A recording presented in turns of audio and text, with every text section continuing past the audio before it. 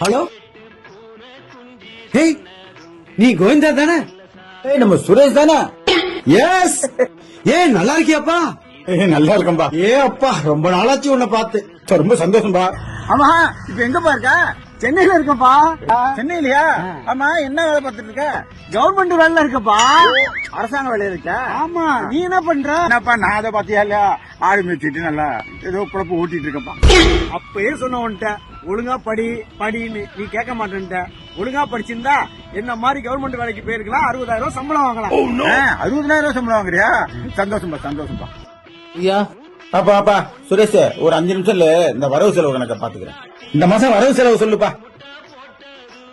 ஆடு வித்தது 6 லட்சம், 6 லட்சம், மந்த போட்டது 2.5 லட்சம், 2.5, செலவெல்லாம் போக 2,60,000 லாபம். 2,60,000 லாபமா?